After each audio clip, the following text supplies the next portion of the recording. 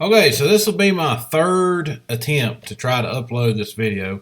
I'm not sure what is going on. I'm sure y'all are probably wondering what's going on because it keeps popping up on your notifications and then it's not there. Well, once it would upload, only part of the video was being uploaded. So I'm not sure. I've never had this trouble before, but I'm going to make sure it's not posted until it is all uploaded this time. I did have it where it was automatically posting when it would get done uploading. This time I'm going to have it private until I make sure that the whole video uploaded. So yeah, I'm not sure what's going on. Sorry for the inconvenience, but hopefully it'll all work this time. See you later. Oh, and also I am going to put links in the description to most of the tools and stuff that you see, the DeWalt tools and the DeWalt charger. Even the flashlight that I'm using, I'm going to put links in the description to those products from Amazon. So if you like any of the things you see in this truck, as far as the DeWalt tools and stuff like that, there will be links in the description for it. So make sure you click on those because it'll help my channel out a little bit to go into Amazon from my description. So appreciate it. Hey guys, how's it going today? I've had a lot of people over the last year or so, they want to see how my Ram truck is set up. So I've been thinking about doing this video for a while, but I just finally decided today I'm going to do it. It's a Sunday and it's nasty and kind of dreary and windy outside, and I just thought I would bring y'all over here to the shop, pull the truck in here and go over it, talk about how I got it set up a little bit. I'm not going to say it's the best setup in the world, but it does work well for me, and I like how I've got it set up. Some of y'all may have a better setup on your trucks, you know. I used what room I had to put just the basic essentials that I need most of the time on here. I don't have every tool on here like we try to do on my dad's service truck over here. You can see he's got lots of stuff. He's got the welder generator combo. He's got a top box there that he keeps a lot of electronic stuff in, and then he's got his big air compressor on this side, and then he is loaded down with tools and fuel and everything you can think of. And then we have an even bigger service truck with a crane on it, and it's got probably more tools than this shop has got in it. So but this truck here, the goal for it, I guess, was to try to keep it, you know, stuff on there that I need regularly, but keep it as light as possible for driving up and down the road every day, because that's basically what it does. And it gets me back and forth from work, and sometimes multiple guys back and forth from work, and it goes up and down the mountains every day, trying to get as good a fuel economy on it as we can, which isn't all that great. Most of the time it runs about 12 and 12.4 back and forth an hour each way, but I think that's about average for a cabin chassis or a 3500 truck anymore. It just don't get a whole lot better than that. This truck weighs, I have weighed it, it weighs 11,500 pounds, so it's not exactly light still, even though it has an aluminum bed. And I did have the auxiliary fuel tank on the back of the truck full of fuel when I did weigh it. So anyway, we'll just start off. We're going to start off with the bed here. This is an all aluminum bed, and when I got it, it didn't have these boxes on it or anything else on it. It was just a flat bed. It did have these underbelly boxes on, and that was it. This bed, it's a Truck Craft. It's made by Truck Craft, and it's made like no other bed I've ever seen. This is aluminum, by the way. It's just painted. If you don't believe me, you can try to stick a magnet to it, and it won't stick, because that's how I figured out it was aluminum. I thought it was a piece of steel riveted back here. But anyway, I'm going to show you something. We made this little tailgate, by the way, so stuff wouldn't fly off after we put these toolboxes on. It's just a little groove that the board goes in. But I want to raise this mat up and let you look at this floor. And you can see that this floor's got seams in it. And those seams are actually, they're individual pieces of aluminum channel iron is what they are. And I want to show you underneath the bed what I'm talking about. And that makes this bed extremely strong. We're going to look under this bed here, and you can see the slats that are sticking down. I'm going to open this thing up a bit. There we go. See how the slats are sticking down? Those are the pieces of the aluminum channel iron where they're joined together, and then they welded them together. I ain't got enough hands, but this is the part that sticks down. This is one full piece of channel iron. They butt them together and they weld them together, and they're about I won't know that they're a 1/4 inch thick, but they're at least 3/16. They're thicker than an 1/8. But the way that there's a channel iron and they have this piece turned down on each one, it makes the bed extremely strong, and a whole lot stronger than just a flat piece of aluminum, and way stronger than a piece of diamond plate aluminum, which is only a 16th of an inch, maybe an 1/8 of an inch. But anyway, this is probably one of the strongest aluminum beds I've ever seen. There may be better ones out there, but I really like this one. Oh, while I'm back here, I'll show you this truck does have a backup camera on it, which is super handy for backing up, obviously, and hooking up to stuff. You can see the hitch, so you can see the back right under your hitch. It does kind of throw you off, which I got used to it, but it throws you off that they didn't put the camera center over the hitch, which I guess they couldn't really, because there's not enough room. But it would have been nicer if they could have figured out a way to put it over the center of the hitch, where it's offset a little bit. It'll kind of throw you off. There isn't a camera to look down onto the gooseneck, unfortunately. I wish there was. I thought about trying to figure out a way to add one, but I hadn't done it yet. It also has a steel frame. It came with this hitch system right here on it, made of the bed. I didn't order this truck, but the way this bed came and was set on this truck, I didn't order this truck and have it built, I guess is what I'm saying. I bought this truck used. It had 14,000 miles on it when I got it, but I have seen these beds off the truck. That steel hitch is part of the bed. It comes with the bed, and it just bolts onto the frame of the truck. Let me get some light under here. You can see the frame of the truck there behind the springs, but then there's another frame. That's the frame of the bed, and it is steel, and that allows them to be able to go ahead and manufacture the hitches onto the bed and sell it with the bed, instead of having to build it all with the truck or build it onto the truck. Also, there's a gooseneck hitch right there. That's an optional piece. You can see it's bolted into the bed, so it has a gooseneck hitch on this truck. And I'll get up here and show you the gooseneck hitch. I bought this rubber mat somewhere, I can't remember where, but I had to cut this square hole to get in here to the gooseneck. But anyway, here's your gooseneck ball, and there is a trailer plug right here to plug your lights in. You got your safety chain attachments and all that good stuff.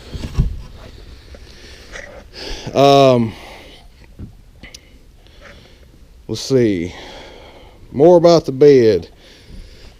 The bed came from Greenbrier Motors. So did the truck, but Greenbrier Motors in West Virginia is a dealer for these truck craft beds. It's the same company that built the dump bed that I put on the green truck. It's a dump insert. I put it on the green truck to deliver firewood. So, all right. Now I'm going to start talking about some of the things that we added to the bed to make it more what I wanted. And that would be these top boxes was the first thing that we added to it. And we had to change this to make it work. This was different. My uncle actually built these, bent these to fit right here. They did have like an angled brace right here because this headache rack goes into stake pockets and it has to have this brace to make it solid. So my uncle built these to match these boxes. This box over here,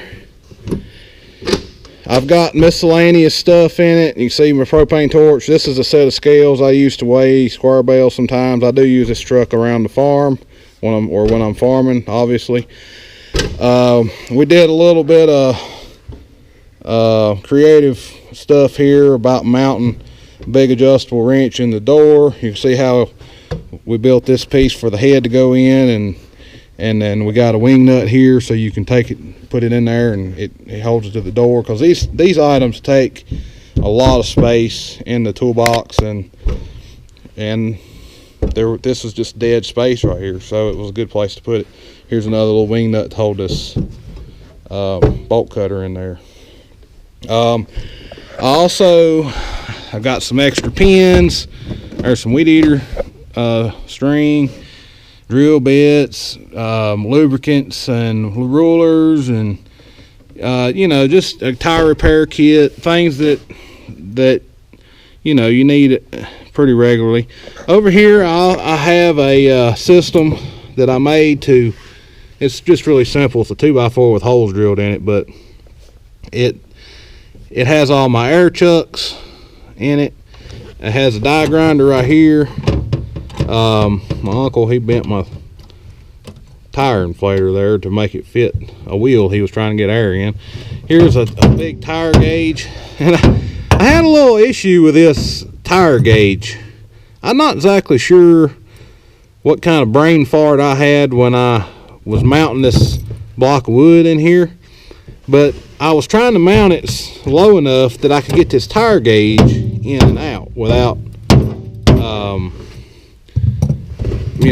without any major issues.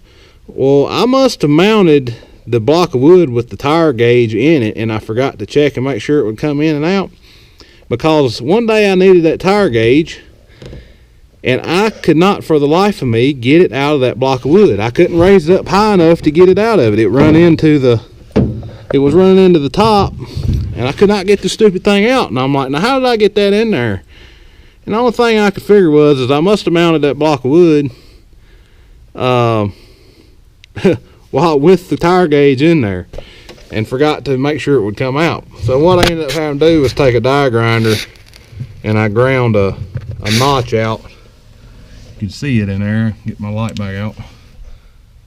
I've ground a notch out so I could get it in and out. So that was kind of stupid of me, but I got it figured out. You're also probably seeing this 12-volt receptacle right here. I do have a cigarette lighter type receptacle right here, and I use it to charge GPS equipment, and I have a 12-volt DeWalt battery charger in here, which works really good. I got that off of Amazon. Here I keep one of those laser receivers that you see me use, that I like using so well on the excavator booms. So let's move on to the next. Right here is my toolbox system. My uncle helped me build this right here. We took an old Craftsman toolbox and we dissected it. We built a frame out of angle iron and flat iron, and we welded the tracks for the drawers into this frame that we built, and now I have drawers in here. Here's my standard wrenches, standard sockets. Here's my and all this stuff used to be organized really well, but driving up and down the road, you can just forget keeping it organized. It just throws it all over the place. So I just give up on keeping stuff organized and just use it. This is my metric stuff. This is metric sockets, metric wrenches. I have these in here because it's really the only place that I have to put them right now, because I don't have enough drawers to organize everything like I would like. Here's screwdrivers and pliers. That's why they're together, not enough drawers. This is a miscellaneous drawer here. I have a mirror. Here's a nice digital tire gauge. This is chainsaw files, of course, chainsaw tools. Here's another Allen tool kit, and here's a bunch of nut drivers. So then over here I have my big socket drawer. I have big impact sockets because I do have a impact gun on this truck. I got big Torx bits, running a lot of Torx bit stuff, working on equipment. I got all my ratchets are right here, extensions, pull bar. Here's a 1/4 inch drive ratchet. But then I have on top, here's a nice little pry bar. I like this pry bar. Then I got a pipe wrench. Right here's my air impact gun. I also have over here, I also have a DeWalt electric or 18 volt impact. Then I have a 18 volt right angle grinder cutoff saw, and I also have a DeWalt 18 volt grease gun in here. And I keep an extra air hose in here. I have a 50 foot on this reel up here. I got another 50 foot here if I need to reach another 50 foot. I got tie down straps in here. Also, I got a jack in the cab right now. The jack box I have goes in here. I got a jack that stays on this truck. It's in the cab right now because I was using it and I didn't have a chance to get it put back up. So up on top here, I also have some big wrenches up to 1.25 inches. I have another socket set right here that I didn't have room for in the drawers. So that's this side. We'll move around to the other side. Check it out. This side's a little bit more chaotic. I got a dual slope laser. Here's a stick for putting the receiver on for the laser. Here's a strap for lifting anything, pipe, or it's just a choker strap. Here's your tripod for your laser system. I got a helmet, a hard hat with the ear protection and face protection for running chainsaw. And I got an MS260C chainsaw in here. I also have a skill saw, DeWalt 18 volt, and in here I have a sawzall. I have a little impact driver, and I have a drill and more drill bits that go with the drill. And that stuff is at my house right now because I've been doing a project at the house. In here I keep all my oils. I keep some mixed gas here. There's a fire extinguisher in here for emergencies. I got chainsaw oil. I got some PVC glue and primer, brake fluid, steel 2-stroke oil mix. I got some pipe lubricant, fuel treatment for cold weather. I keep there's a gallon of oil, engine oil, and a gallon of hydraulic oil, and some antifreeze in there. So I got a little bit of everything in here as far as fluid wise. And then I keep 5 gallons of premium non-ethanol regular gas up here, because if you put ethanol gas in these compressors and stuff, chainsaws, you'll have trouble with them. So we run non-ethanol stuff. Also, we'll get up here and look. I already showed you the reel for the air compressor, 50-foot reel. I got this North Star air compressor. This thing is pretty awesome. It pumps up really fast. It's got a 2-stage compressor on it, and it really gets the job done. I like it a lot. It'll keep up with the air gun, and that's about all I can ask for it. We built a stand for it. See, there's a 100-gallon fuel tank. That's what this diamond plate is. You can see it up here. It's an L-shaped fuel tank. There's where you fill it. Over here is the pump. I got a 1-inch nozzle on, auto kickoff nozzle. And in order to get this air compressor on here, we had to build a stand, and we built it out of a 2-inch square tubing and a 2-inch angle iron. And the stand is holding the air compressor up off the fuel tank. It has an aluminum floor. It's actually an old aluminum sign. If you look under it, it's green and reflective. And we put this track on it so you could put tie downs on it wherever you wanted it. And also we mounted this plate that the reel's on to the tracks.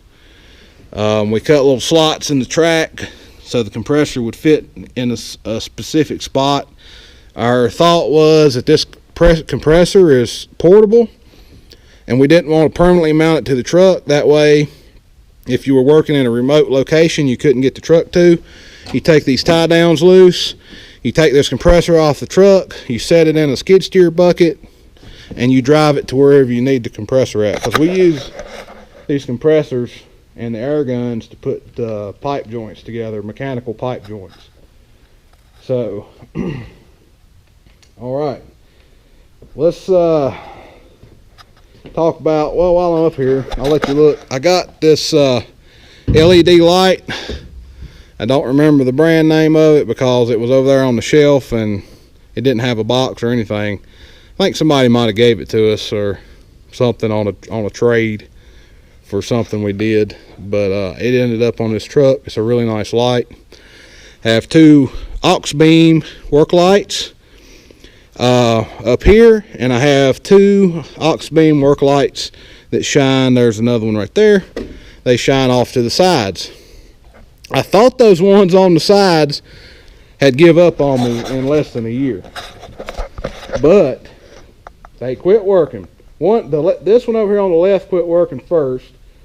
The one on the right was still working, and then all of a sudden it quit. They got dimmer and dimmer, and then all of a sudden they just quit working. So I thought that something had happened to them. But it turned out that with all the salt we have on the roads up here, where I had connected my ground, and even though I had heat shrinked it, somehow moisture had worked its way into the wires, and it corroded them wires about 6 or 8 inches up inside the wire, the ground wire, and those 2 lights had lost ground. Now those were the only 2 lights that I had connected the ground there to that particular point. So that's why that they quit working and everything else continued. When I wired this bed up, there's actually a connection point, and I'm going to show you. Let me show you while I'm at the cab where everything is connected. You got, let me see here, the lights are on, but it still can't see. Let me get my flashlight out. This truck is really neat that it has these auxiliary switches in it. I love these things. Let me get my flashlight to sit there. But you got auxiliary 1, 2, 3, and 4, and a PTO, which this truck doesn't have a PTO. But it is an optional thing for this truck. You can add a PTO if you're going to do a hydraulic air compressor or a crane or anything like that. But I got auxiliary 1. We'll turn it on, and we'll get up here, and that is the LED light bar, and it's amber because that's the color that's required in Virginia. And we'll turn that one off, and we'll do auxiliary 2. And you can also set these in the computer of the truck by yourself or on your own. You don't have to take it to a dealer. You can set these to actually not work when the key's off. I have them set to work when the key's off. But you can set them to not work when the key's off, and when you set them to work, like when you shut off the key and they cut off, you can choose also for it to either come back on when you turn the key on, or you can have it to where when you turn the key back on, it remains off. So those are some neat options to have on this truck. So if you got something on there that you're using only when the key's on and you don't want it to come back on, you can set it that way, or you can set it to where it comes back on when you turn the key back on, and you actually have to manually turn it off every time. Alright, but anyway, that auxiliary 2, they work the 2 LED lights up here. I plan on adding some more lighting back here somewhere, maybe here, maybe flush mounts or mounted here, but I'll always step right here to get on the bed. That makes it easy to get on the bed. Maybe even here, a flush mount. I don't want to put anything on top of the boxes back here. That's the reason there's no more boxes stacked on top of these. It interferes with the gooseneck hitch or the gooseneck trailer. You know, they barely clear these boxes anyway. If you get in a bad enough spot with the wrong trailer, you can have a collision, like right here. I think that's what happened. It wasn't with this truck though, because these boxes have been on another truck, and they had a collision. Okay, so that's auxiliary 2. That's those lights. We'll go back up here. We'll turn auxiliary 2 off, and we'll turn auxiliary 3 on.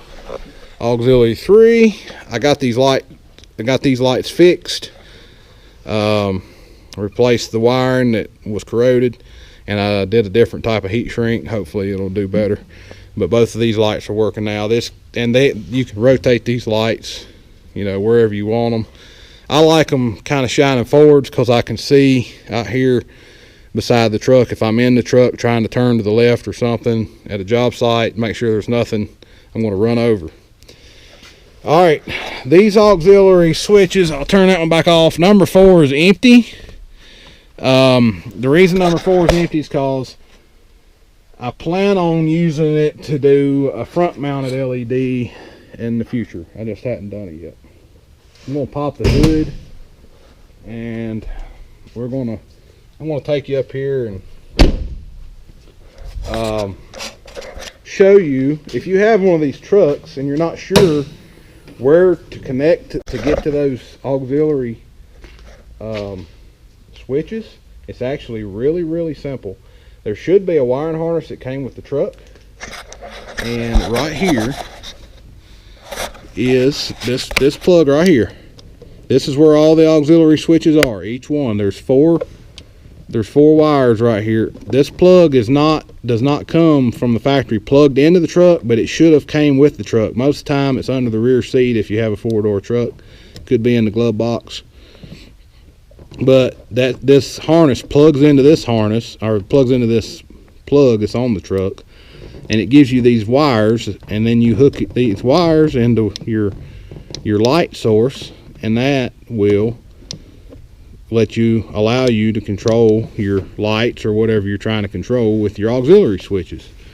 And it works really good, and it's really easy to wire this truck up. And what I did, you can see right here, you see this big cable right here? This runs back there to the bed, and it's got 7 wires in it. So I've got I've got some spare. You see this spare wire here. If I want to run some more power back there to the bed for more lights, or I can hook to the battery. Like right here, I used one of them. I hooked straight to the battery, and I run, and it goes into this harness, and this harness comes out back here. Just right here is where it comes out. You can see it in there it's right there in front of my flashlight. I know the flashlight's a little bit overpowered, but right here's where I did all my wiring for everything came right here. I run all the wiring right here so I can make all the junctions right here in one spot instead of having junctions all over the place. So all the lighting wires come over here to this one spot. But what I was trying to say, that one wire that I hooked to the battery is the one that I ran up. It's right here, and it goes into the toolbox, and it's running that power socket inside the box. So I didn't have to, when I decided to do that, I didn't have to run another wire all the way from the battery. I already had power right here, and all I had to do was run it into the box and mount the plug. It took me like 15 minutes. And then I have more wires if I need them up here. So that was, I pre-wired that. I also I pre-wired, I got an extra wire right here. See, not that one. It's right here. Extra wire right here. And it can be hooked into the battery. It's another harness that runs back here to the fuel pump, and I got the wire stubbed out right here. My intentions for it was to put electric start on this air compressor someday. It does not have electric start right now, but I know there's a kit you can get for it. I plan on adding electric start to it. So that's kind of the gist of all the stuff that I did to this. I want to show you a couple more things inside, and that's going to be about all as far as the truck goes. I plan on talking about how well I like this truck in another video. We also put a company radio. It mounted perfectly right here. There is a little cubby hole right there that you can't get to anymore, but it really was a useless thing. But the business radio, it looks really nice and factory mounted right there. I love that there's so many cup holders in this truck. There's 3 down here. Here's the 4-wheel drive stick. It is a manual 4-wheel drive, which I do like, instead of the electronic that's giving me trouble on my Ford. But that spotlight is sitting in one of the cup holders. There's 2 there. There's 3 up here, so there's 6 cup holders right here, and I keep all of them full all the time, drinking water and coffee. I just recently started drinking coffee. Back here, there's that jack I was talking about. I most of the time keep this seat full of GPS equipment. I got a stick down there on the floor. It goes to GPS. I got a jump box. I got a vest. Hard hats are in here. Well, here's some 22-250 ammunition. Raise the seat up. I got extra clothes, extra vest, raincoat that's reflective. I got a first aid kit here. I got another first aid kit under the passenger seat. I got some spare gloves. Here's my 4-foot level. I got a machete. You never know when you need to chop somebody's head off. No, I'm just kidding. And I got a hatchet. I don't know why I have a hatchet, but when I was a kid, I loved hatchets, so I always have. I used to have all kinds of hatchets, so I always keep a hatchet with me in my truck. I don't know why, but I'm a hatchet guy. Yeah, so that's, you know, there's jumper cables over there on that side. I forgot to show you that. They're underneath some of the clothes, but there's jumper cables. You know, so there's, you know, the basics of basically everything you need, you know, to survive most situations. Not every situation, but most situations. So, oh, I just got this because I had I did have a cheap meter, and I bought me a nice Fluke. I don't guess the bag shows you much. It's I'll open it up. It's a nice Fluke. It's a 117. It's a really nice meter. Has a lot more functions than the old cheap one I had in here. I mean, the cheap one worked fine enough, but it didn't do everything. It didn't do like frequency and hertz good for like checking the frequency of a generator. I know it's supposed to run about 60 hertz, and I didn't have a meter to check that the other day when I was trying to run my generator, so I bought a new one. So anyway, that's my truck. That's, you know, here it is. It's got 41,000 miles on it now. I've had it a little over a year. Hadn't done anything to it. Rode the wheels off of it. It's on the second set of tires. But yeah, it's I like how I got it set up. It's basically set up like my Ford truck. Maybe I'll go over it sometime, but it's a very similar setup. There's a few things that are different about it, but not much. It doesn't have an air compressor on it because the way I had the toolbox set up on it, you couldn't put an air compressor on it. So this video is getting awfully long. It was 34 minutes.